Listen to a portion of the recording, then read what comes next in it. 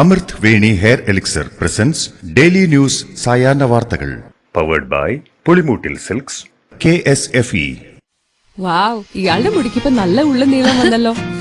എന്റെ മുടി നോക്ക്. നീ നിന്റെ വൈറ്റമിൻ ഡി ലെവൽസ് ഒന്ന് ചെക്ക് ചെയ്യ്. വൈറ്റമിൻ ഡിയുടെയും ഈസ്ട്രോജന്റെയും കുറവാണ് മിക്ക ലേഡീസിന്റെയും ഹെയർ പ്രോബ്ലംസിന് പ്രധാന കാരണം. സ്ത്രീകളുടെ മുടി വളർച്ചയ്ക്കും ശക്തിക്കും അത്യാവശ്യമായ വൈറ്റമിൻ ഡിയാലും ഹെർബൽ ഈസ്ട്രോജനാലും സമ്പുഷ്ടമായ ആദ്യത്തെ hair elixir Amrit Veni hair elixir for women. നമസ്കാരം, ഞാൻ ഷാജി പത്മനാഭൻ. ഡെയിലി ന്യൂസിന്റെ സായാഹ്ന വാർത്തകളിലേക്ക് സ്വാഗതം. ഇന്ന് മെയ് 31 വെള്ളിയാഴ്ച. ഉത്തരേന്ത്യയിൽ കേന്ദ്ര കാലാവസ്ഥാ വകുപ്പ് തീവ്ര ഉഷ്ണതരംഗം പ്രഖ്യാപിച്ചു. ചൂടിൽ നിന്ന് രക്ഷപ്പെടാൻ ആവശ്യമായ മുൻകരുതലുകൾ സ്വീകരിക്കണമെന്ന് മുന്നറിയിപ്പ് നൽകുകയും ചെയ്തിട്ടുണ്ട്. ബീഹാറിൽ മാത്രം കഴിഞ്ഞ 24 മണിക്കൂറിനിടെ 60 പേർ മരിച്ചതായാണ് റിപ്പോർട്ട്. താപനില 45 ഡിഗ്രിക്ക് മുകളിലാണ്. ഔറംഗാബാദിലും പാറ്റ്നയിലുമാണ് ഏറെയും മരണം റിപ്പോർട്ട് ചെയ്തിരിക്കുന്നത്. ഉഷ്ണതരംഗം മൂലമുണ്ടാകുന്ന മരണങ്ങളിൽ രാജസ്ഥാൻ ഹൈക്കോടതി സ്വമേധയാ കേസെടുത്തു. ദേശീയ ദുരന്തമായി ഉഷ്ണതരംഗത്തെ പ്രഖ്യാപിക്കണമെന്ന് ഹൈക്കോടതി ആവശ്യപ്പെട്ടു.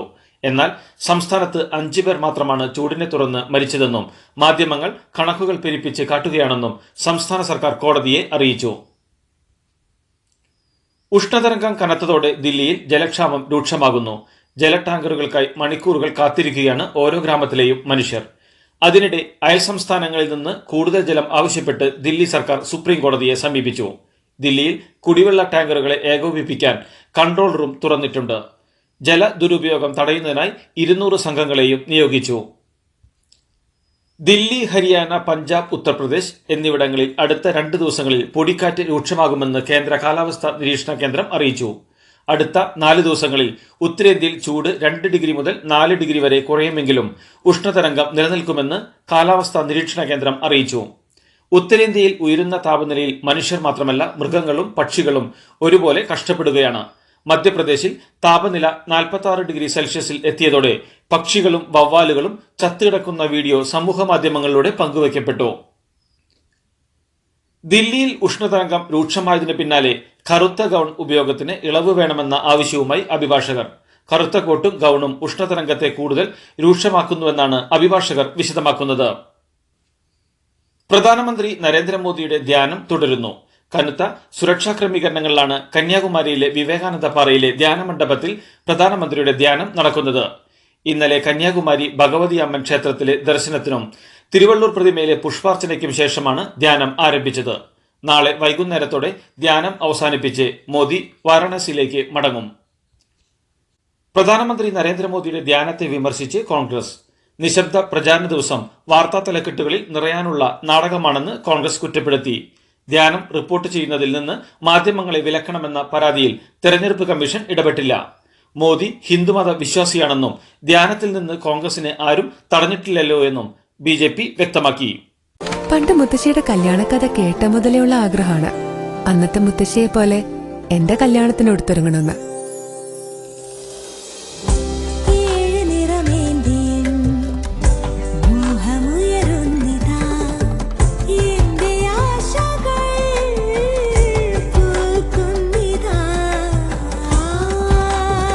ചില ബന്ധങ്ങൾ തുടർന്നുകൊണ്ടേയിരിക്കും. Celebrating 100 years of Pulimoottil silks. KSRTC ഡ്രൈവർമാർക്ക് നിർദ്ദേശങ്ങളുമായി ഗതാഗത മന്ത്രി KB ഗണേഷ് കുമാർ. സ്വകാര്യ ബസ്സുമായും ഇരുചക്ര വാഹന യാത്രക്കാരുമായും മത്സരയോട്ടം വേണ്ട. യാത്രക്കാരെ ഭയപ്പെടുത്തുന്ന രീതിയിൽ ബസ് ഓടിക്കരുത്. അമിത വേഗവും വേണ്ട. റോഡിന്റെ ഇടതുവശത്ത് തന്നെ നിർത്തണം. കൈ കാണിച്ചാൽ ബസ് നിർത്തണം എന്നിവയാണ് നിർദ്ദേശങ്ങൾ. അതേസമയം ബ്രെത്ത്ലൈസർ പരിശോധന തുടങ്ങിയതോടെ KSRTCയിലെ അപകടങ്ങൾ കുറഞ്ഞെന്നും മന്ത്രി KB ഗണേഷ് കുമാർ പറഞ്ഞു. പീരുമേട് നിയമസഭാ തെരഞ്ഞെടുപ്പ് റദ്ദാക്കണമെന്ന ഹർജി ഹൈക്കോടതി തള്ളി. LDF സ്ഥാനാർത്ഥി വാഴൂർ സോമന്റെ 2021 പീരുമേട്ടിലെ വിജയം ചോദ്യം ചെയ്ത് UDF സ്ഥാനാർത്ഥിയായിരുന്ന സിറിയക് തോമസ് ആണ് ഹർജി നൽകിയിരുന്നത്. വാഴൂർ സോമന്റെ തെരഞ്ഞെടുപ്പ് സത്യവാങ്മൂലം അപൂർണമെന്നായിരുന്നു ആരോപണം. എന്നാൽ സത്യവാങ്മൂലത്തിലെ വിട്ടുപോയ ഭാഗങ്ങൾ പിന്നീട് റിട്ടേണിംഗ് ഓഫീസറുടെ അനുമതിയോടെ തിരുത്തിയെന്നാണ് വാഴൂർ സോമൻ കോടതിയിൽ സ്വീകരിച്ച നിലപാട്. വടകരയിലെ ഇടത് സ്ഥാനാർത്ഥിക്കെതിരായ സ്ക്രീൻഷോട്ട് കേസിൽ PK കാസിം നൽകിയ ഹർജിയിൽ പോലീസ് സ്വീകരിച്ച നടപടികൾ അറിയിക്കണമെന്ന് ഹൈക്കോടതി നിർദ്ദേശിച്ചു. 2 ആഴ്ചയ്ക്കകം അറിയിക്കണമെന്നാണ് കോഴിക്കോട് റൂറൽ SPക്ക് ലഭിച്ച നിർദ്ദേശം. വോട്ടെടുപ്പിന്റെ തലേന്ന് ഷാഫി പറമ്പിലിനെ ദീനിയായ മുസ്ലിമായും ഇടത് സ്ഥാനാർത്ഥിയായിരുന്ന KK ശൈലജയെ കാഫിറായും ചിത്രീകരിച്ചായിരുന്നു സന്ദേശം. ദിയാധനം കൈമാറിയതോടെ സൗദി ജയിലിൽ കഴിയുന്ന അബ്ദുൾ റഹീമിന്റെ മോചനത്തിനായുള്ള നടപടികൾ അന്തിമഘട്ടത്തിലേക്ക്. ദിയാധനമായ 15 മില്യൺ റിയാലിന്റെ സർട്ടിഫൈഡ് ചെക്കാണ് കൈമാറിയത്. റിയാദ് ക്രിമിനൽ കോടതി ജഡ്ജിയുടെ പേരിൽ റിയാദ് ഇന്ത്യൻ എംബസിയാണ് ചെക്ക് ഇഷ്യൂ ചെയ്തത്. റഹീം നിയമസഹായ സമിതിയാണ് ഇക്കാര്യം അറിയിച്ചത്.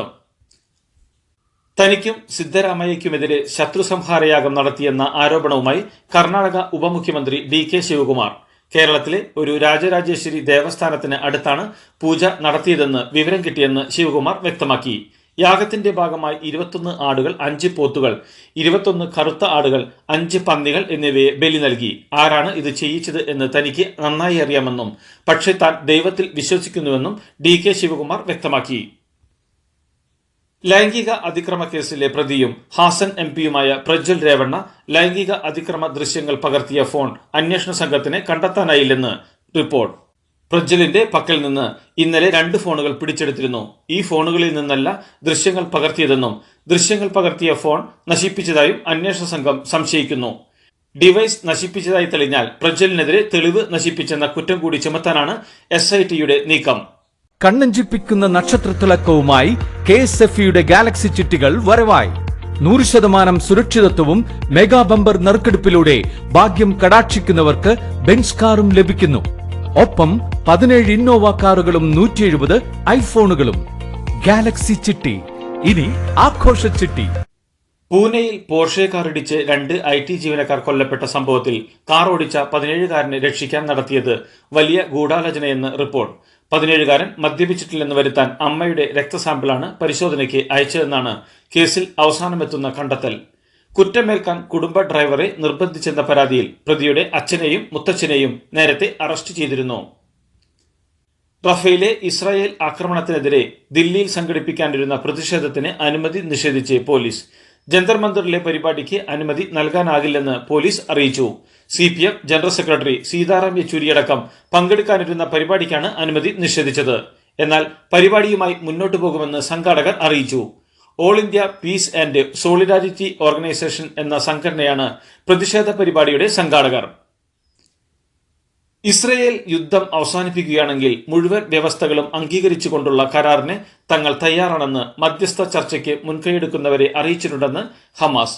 ഈജിപ്തും ഖത്തറും തമ്മിൽ നടക്കുന്ന മധ്യസ്ഥ ചർച്ചകൾക്കിടെയായിരുന്നു ഹമാസ് നിലപാട് വ്യക്തമാക്കിയത്. സൗദിയിൽ ഈ വർഷത്തെ വേനൽക്കാലം ജൂൺ 1-ന് ആരംഭിക്കുമെന്ന് ദേശീയ കാലാവസ്ഥാ നിരീക്ഷണ കേന്ദ്രം അറിയിച്ചു. വേനൽ ഇത്തവണ കടുത്തേക്കുമെന്ന് കാലാവസ്ഥാ കേന്ദ്രം വക്താവ് ഹുസൈൻ അൽ ഖഹ്താനി ചൂണ്ടിക്കാട്ടി. വേനൽക്കാലത്ത് സാധാരണ ലഭിക്കാറുള്ള മഴ പ്രതീക്ഷിക്കുന്നതായും അദ്ദേഹം പറഞ്ഞു. ബ്രിട്ടനിൽ സൂക്ഷിച്ച സ്വർണം ഇന്ത്യയിലെത്തിച്ച് reserve bank of India. Reserve bank of India bank of ഇംഗ്ലണ്ടിൽ സൂക്ഷിച്ച 100 ടൺ സ്വർണമാണ് ഇന്ത്യയിലെത്തിച്ചത്. 1991 ശേഷം ആദ്യമായാണ് ഇത്തരമൊരു നടപടി. സെൻട്രൽ ബാങ്കുകൾ ബാങ്ക് ഓഫ് ഇംഗ്ലണ്ടിലാണ് പരമ്പരാഗതമായി സ്വർണം സംഭരിക്കുന്നത്. RBI വാങ്ങുന്ന സ്വർണത്തിന്റെ സ്റ്റോക്ക് വിദേശത്ത് വർദ്ധിക്കുന്നതിനാൽ കുറച്ചു ഭാഗം ഇന്ത്യയിലേക്ക് എത്തിക്കാൻ തീരുമാനിക്കുകയായിരുന്നു. ബിസിനസ് വഞ്ചന കേസിൽ 34 കുറ്റങ്ങളിലും മുൻ അമേരിക്കൻ പ്രസിഡന്റായ ഡൊണാൾഡ് ട്രംപ് കുറ്റക്കാരനെന്ന് കോടതി കണ്ടെത്തി. ജൂലൈ 11-നായിരിക്കും കേസിൽ ശിക്ഷ വിധിക്കുക. എന്നാൽ കേസ് കെട്ടിച്ചമച്ചതെന്ന് ട്രംപ് പ്രതികരിച്ചു. രാഷ്ട്രീയ എതിരാളിയെ നേരിടാനുള്ള ബൈഡന്റെ നീക്കമാണിതെന്നും രാജ്യം നരകത്തിലേക്കാണെന്നും താൻ നിരപരാധിയാണെന്നും ട്രംപ് പറഞ്ഞു. ഇതോടുകൂടി ഡെയിലി ന്യൂസിൽ ഇന്നത്തെ സായാഹ്ന വാർത്തകൾ സമാപിക്കുന്നു. ഡെയിലി ന്യൂസിന് വേണ്ടി വാർത്തകൾ വായിച്ചത് ഷാജി പത്മനാഭൻ. DailyNewsLive.in വാർത്തകൾ വിരൽ തുമ്പിൽ.